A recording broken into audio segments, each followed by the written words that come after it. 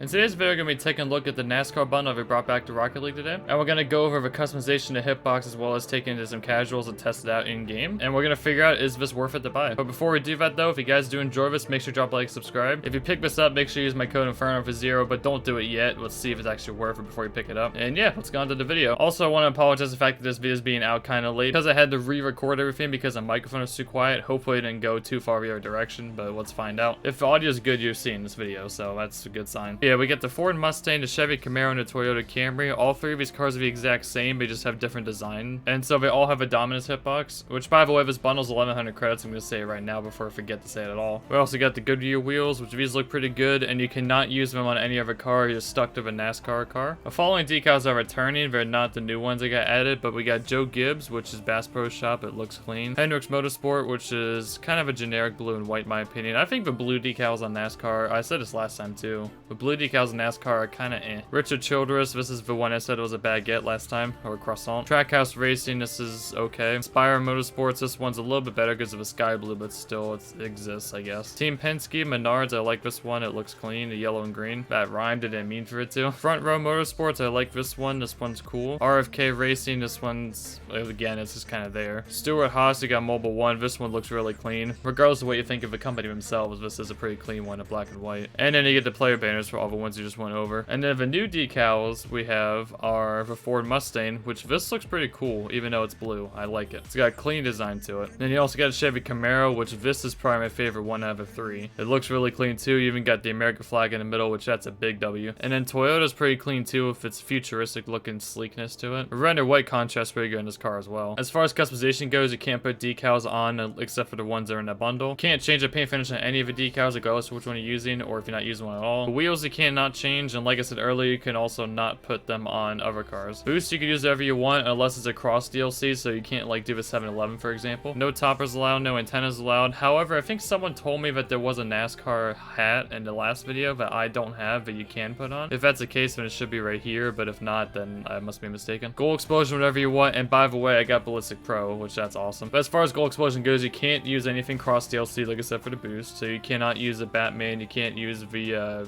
I'm trying to think of other one. Jurassic World, you can't use Ghostbuster. You can only use things like Ballistic Pro, Black Market, anything like that, Rocket Pass, RLCS drop, just for basic stuff. Trails, the same thing applies, but we'll go ahead and put the Black Classic on. And here's the engine sound.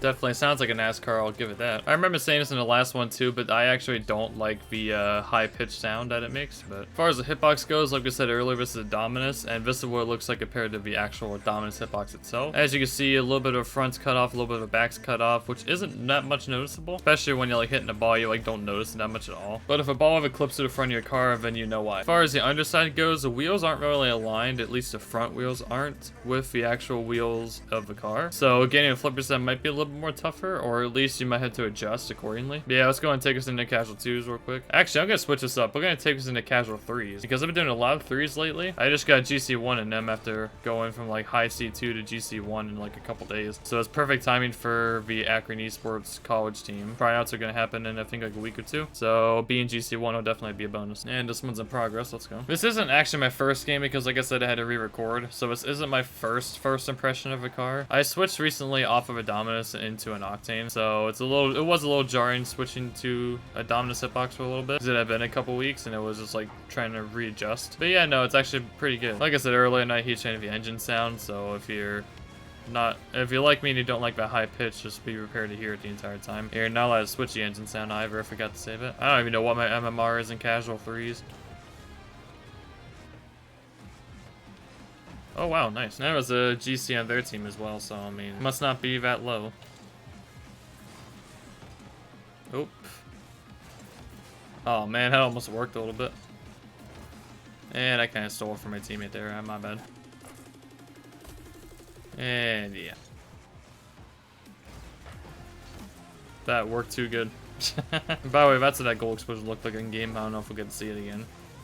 We will. There you go. It looks really nice. I like it.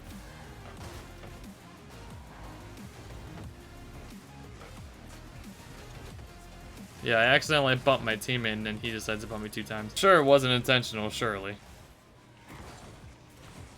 And nice shot.